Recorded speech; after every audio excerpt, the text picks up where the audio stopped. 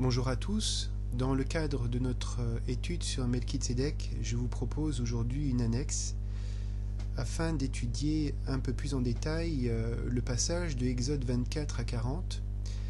Lorsqu'on lit ces différents chapitres, on peut avoir l'impression d'une désorganisation des événements. Et en fait, je me suis rendu compte que les éléments narrés dans ces différents chapitres ne le sont pas de façon chronologique. Et je vous invite à une proposition de lecture qui me semble être beaucoup plus fluide pour comprendre comment les choses se sont passées de façon chronologique. Alors nous allons commencer par le chapitre 24 d'Exode, dans lequel nous voyons être scellé le livre de l'Alliance. Je fais une petite parenthèse là-dessus. J'entends depuis très longtemps dire que Moïse reçut au mont Sinaï la Torah. La Torah, oui, mais la Torah, non. C'est-à-dire, qu'est-ce qu'on entend par Torah? Ce que l'on peut lire dans les Écritures, c'est que de Exode 19 à Exode 24, lors de cette ascension au mont Sinaï, Moshe reçoit le livre de l'Alliance. Il ne reçoit pas tout le Pentateuque, ce qu'on appelle traditionnellement la Torah. Il reçoit le livre de l'Alliance, qui d'abord est proposé par Yahuwah à son peuple Israël. Le peuple Israël l'accepte deux fois, une fois en Exode 19, une fois en Exode 24.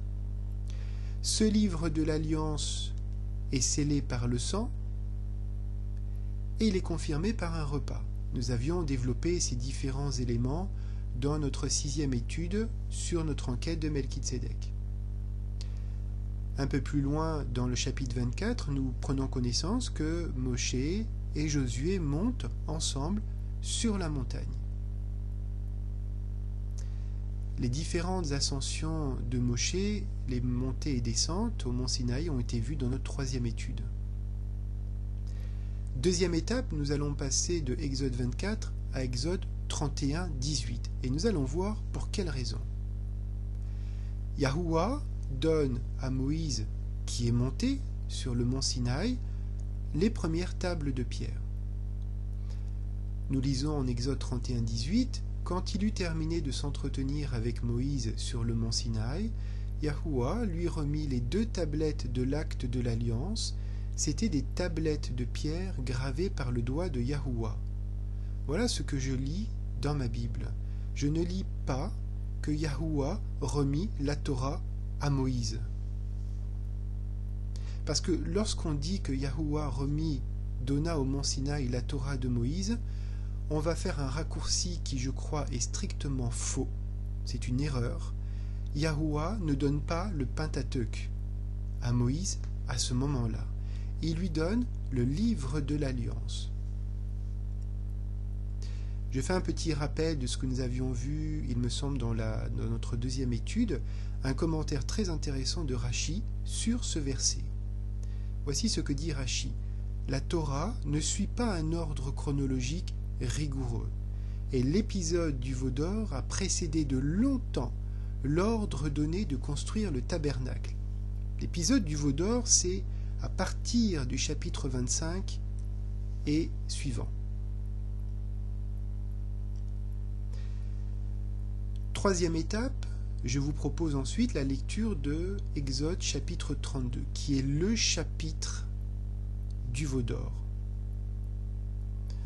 Alors, nous pouvons lire en Exode 32, 1, « Quand le peuple s'aperçut que Moïse tardait à redescendre de la montagne, » et oui, Moïse, à l'injonction de Yahuwah, montait pour recevoir la version en dur du livre de l'Alliance sur les premières tables de pierre. Il se rassembla autour, donc le peuple se rassembla autour d'Aaron et lui dit « Allons, fabrique-nous un Elohim qui marche devant nous, car Moïse est cet homme qui nous a fait sortir d'Égypte, nous ne savons pas ce qui lui est arrivé. » Le peuple fait preuve ici d'impatience. Moïse est monté sur le mont Sinaï, il y reste 40 jours et 40 nuits, et pendant cette période, le peuple décide de fabriquer un Elohim pour se prosterner devant lui et l'adorer. On appelle ceci l'épisode du veau d'or. Alors, je crois que ce moment-là est un moment extrêmement important dans l'histoire de la relation entre Yahuwah et la postérité d'Abraham, c'est-à-dire Israël. Au verset 7 du chapitre 32, nous lisons ceci. Alors Yahuwah dit à Moïse, Moïse qui ne sait absolument pas ce qui se passe dans la vallée, « Va, descends, car ton peuple que tu as fait monter du pays d'Égypte s'est corrompu. » Alors, pourquoi est-ce que Yahuwah utilise ici le mot « corrompu » ? Il faut comprendre que la postérité d'Abraham, Israël, s'est unie par les liens du mariage avec son créateur Yahuwah au travers du livre de l'Alliance. Dans ce livre de l'Alliance qui va de Exode 19 à Exode 24, il y a des clauses, il y a des conditions à remplir pour que le mariage tienne, si je puis dire. Et dans ces clauses, nous reverrons cela plus en détail lors de notre prochaine étude, dans ces clauses, il y a l'interdiction d'aller vers d'autres Elohim, de se fabriquer des idoles, des statues pour se prosterner devant elles et les servir. Le peuple Israël n'était pas sans connaître ces clauses. Il venait d'en prendre connaissance et l'avait doublement accepté en Exode 19 et en Exode 24. Et là, bim, quelques jours plus tard, qu'est-ce qu'il décide de faire? Il rompt les liens du mariage. Alors, ceux qui ne comprennent pas que le livre de l'Alliance, c'est la Ketouba, l'acte de mariage entre Yahuwah et la postérité d'Abraham, et que l'épisode du veau d'or qui vient juste après vient rompre ce mariage et générer ce que nous appelons un divorce, ne peuvent pas comprendre ce que Yahusha fera plus tard lors de son sacrifice. Ce n'est pas possible. Jérémie, au chapitre 31, verset 32, nous dit ceci. Il rapporte donc la parole de Yahuwah en disant « Non selon l'alliance que je fis avec leur père au jour où je les pris par la main pour les faire sortir du pays d'Égypte, mon alliance qu'ils ont rompue, quoique je les eusse épousés, dit Yahuwah. » On voit très clairement ici le langage utilisé du divorce. À cause de quoi? À cause de l'épisode du veau d'or. Alors continuons en Exode chapitre 32. Moïse et Josué redescendent avec les premières tables de pierre. Au verset 15, nous lisons « Moïse s'en retourna et redescendit de la montagne tenant en main les 2 tablettes de l'acte de l'alliance. Elles étaient gravées des 2 côtés sur leurs 2 faces.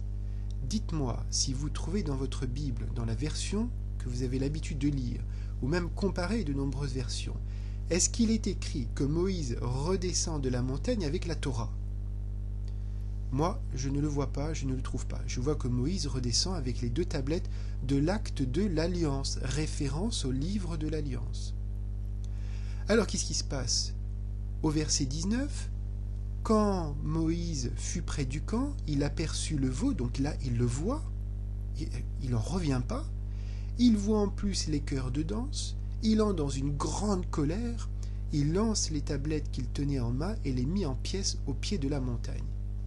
Nous pourrions paraphraser ce passage en disant que Moïse constate l'adultère du peuple envers son époux Yahuwah, constate que les liens du mariage sont rompus et déchire la Ketouba, l'acte de mariage qu'est le livre de l'Alliance. Continuons en Exode chapitre 34. Moïse taille 2 nouvelles tables de pierre à la demande de Yahuwah. Taille toi-même 2 tablettes de pierre semblables, c'est-à-dire identiques aux premières, et j'y graverai les paroles qui se trouvaient sur celles que tu as brisées. Donc là, nous apprenons que sur les 2e tables de pierre, il y a exactement la même chose décrit que sur les premières tables de pierre. Et qu'y a-t-il sur les premières tables de pierre? Nous verrons ceci la prochaine fois. Il est écrit le contenu du livre de l'Alliance. C'est ce que les Écritures disent. Alors une fois ces tables de pierre gravées, Moïse redescend avec ces deuxièmes tables de pierre, en Exode 34, 29, puis Moïse redescendit du mont Sinaï, tenant en main les 2 tablettes de l'acte de l'Alliance. Il ne savait pas que la peau de son visage était devenue rayonnante pendant qu'il s'entretenait avec Yahuwah. Continuons notre narration en Exode 33. Le peuple est humilié.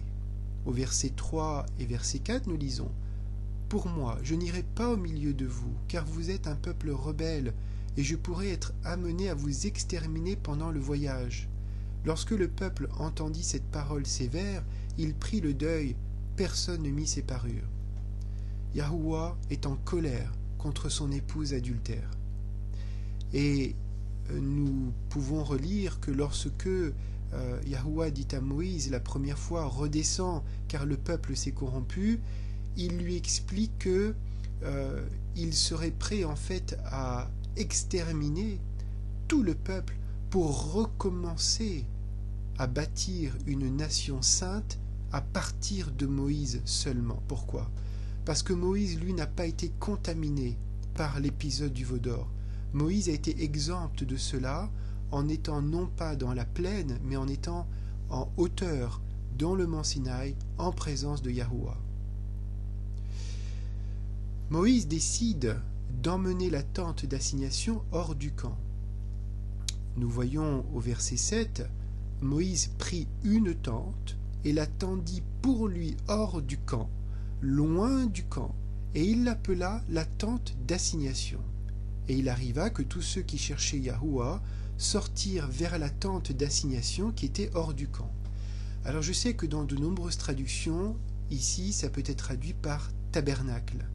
Et du coup cela amène une grande confusion entre le tabernacle qui allait être construit, bâti selon un modèle précis, et une tente quelconque qui va être disposée en dehors du camp, en réaction à la colère de Yahuwah vis-à-vis de son peuple. Et à partir de là, en fait, Moïse ne sera plus face à face avec Yahuwah au mont Sinaï. Il le sera en bas dans la plaine, mais hors du camp. Alors continuons, cette fois-ci de Exode 25 à Exode 31, verset 17. En Exode 25, nous pouvons y lire la description de la demande des offrandes de métaux précieux, des tissus, des peaux, des teintures, huiles, aromates, de l'acacia pour le sanctuaire, ainsi que les ustensiles, des pierres précieuses pour l'éphod, le pectoral, etc., ainsi que le modèle de fabrication pour l'arche, le propitiatoire, la table et le chandelier.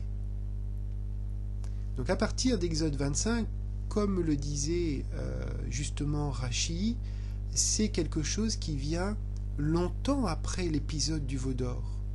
Or, quand vous lisez votre Bible, l'épisode 25, qui est le début de description pour la construction du tabernacle, est bien avant l'épisode du veau d'or qui est en Exode 32. Donc vous voyez que vous ne pouvez pas lire Exode 24 à Exode 40 dans l'ordre des chapitres proposés dans votre Bible, puisque ce n'est pas la narration chronologique des événements. En Exode 26, là ça se suit, nous avons le modèle du tabernacle. En Exode 27, le modèle pour l'autel des holocaustes, pour le parvis, pour les huiles des lampes. En Exode 28, on continue avec la désignation du sacerdoce avec Aaron et ses fils. Nous rentrons là dans le sacerdoce selon l'ordre d'Aaron. Et nous voyons bien que cela est consécutif et vient après l'épisode du veau d'or. Nous avons la description du pectoral et des vêtements sacrés. En Exode 29, nous trouvons les instructions qui concernent les sacrificateurs selon l'ordre d'Aaron et les sacrifices perpétuels. En Exode 30, nous avons le modèle pour l'autel des parfums, pour la cuve d'airain, pour les huiles et les parfums. En Exode 31, Betsaleel et Oliab sont désignés contremaîtres d'office par Yahuwah, et nous retrouvons des lois à propos du Shabbat. Alors bien évidemment, ce n'est pas la première fois qu'on parle du Shabbat, on en parle bien avant l'épisode du veau d'or, mais si vous comparez les occurrences premières du Shabbat avant le veau d'or et après le veau d'or, vous remarquerez par vous-même les différences. Qu'est-ce qui se passe? Qu'est-ce qui est rajouté? Comment est-ce que le Shabbat est durci par rapport au Shabbat dans le cadre du livre de l'Alliance? Attention, ici nous n'incorporons pas Exode 31-18 que nous avons vu tout à l'heure avec ce décalage chronologique. Dernière partie de Exode 35 à Exode 40. Exode 35 répète à nouveau les lois à propos du Shabbat, les offrandes pour la construction du tabernacle et la désignation des contremaîtres officiels. En Exode 36, démarre la récupération des matériaux, et oui, le plan a été fait, le modèle a été fait, maintenant qu'on sait ce qu'on va faire, on va récupérer les matériaux, notamment les offrandes, les tâches sont réparties, et le tabernacle commence à être construit en Exode 36. En Exode 37, l'arche, le propitiatoire, la table des pains de proposition, le chandelier, l'autel des parfums, l'huile sainte et le parfum vont être fabriqués, construits également. En Exode 38, c'est l'autel des holocaustes, la cuve des reins, le parvis qui sont construits, et les comptes du tabernacle sont posés. En Exode 39, les vêtements dédiés aux sacrificateurs, l'éphod, le pectoral et autres vêtements sacrés, sont décrits. En Exode 40, les toutes dernières instructions pour le tabernacle sont données. Yahuwah demande ceci.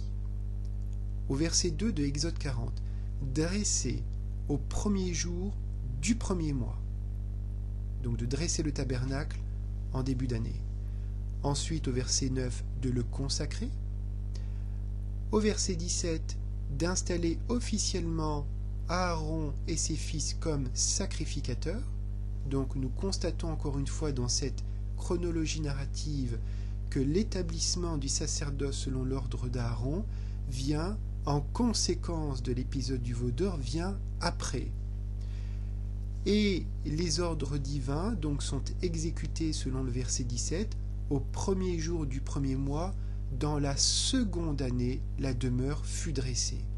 Donc vous voyez qu'il y a eu un an qui s'est découlé à partir du moment où le peuple est sorti du pays d'Égypte, avant la construction du tabernacle.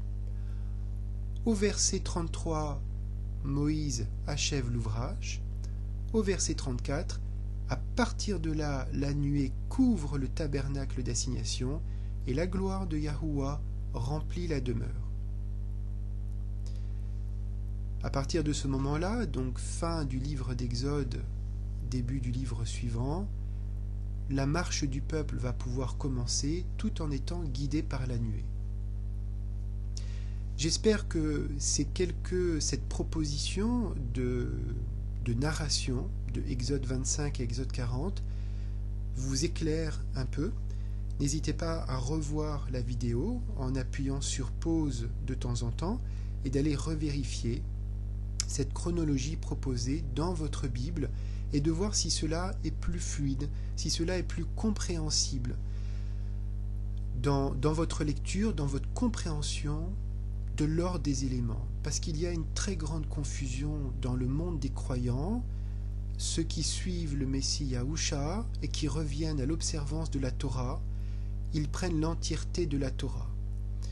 Et parce qu'ils se disent que Moshe a reçu la Torah au mont Sinaï et qu'on doit suivre tous les commandements qui sont dedans, bien évidemment, sauf ceux qui sont propres et attelés au tabernacle, au temple, etc.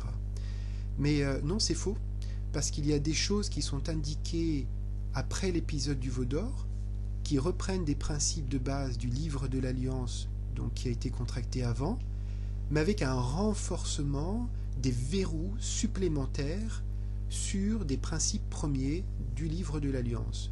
Pourquoi ? Parce que ce qui s'en vient après l'épisode du veau d'or devient un pédagogue, devient un tuteur éducationnel pour guider le peuple, pour aider le peuple à traverser le temps au travers du sacerdoce selon l'ordre d'Aaron. Jusqu'à quand ? Jusqu'à ce que le Messie Yahusha vienne et nous libère de ce sacerdoce, nous libère de ceci pour nous réintégrer, pour nous baptiser, pour nous plonger pleinement dans le sacerdoce selon l'ordre de Melchizedek, c'est-à-dire ce qui nous ramène avant l'épisode du veau d'or. Et cette réintégration dans ce qui précède l'épisode du veau d'or ne se fait pas avec le sacrifice du sang des animaux, mais avec son propre sang. C'est en cela que cette alliance est plus élevée que celle qui avait été contractée au mont Sinaï et que le peuple avait rompue. Bien-aimés, je vous souhaite le shalom de notre Père et je vous dis à bientôt. Et la prochaine fois, nous verrons ensemble les différences entre livre de l'Alliance et livre de la loi, chacun situé de part et d'autre de ce fameux épisode du veau d'or.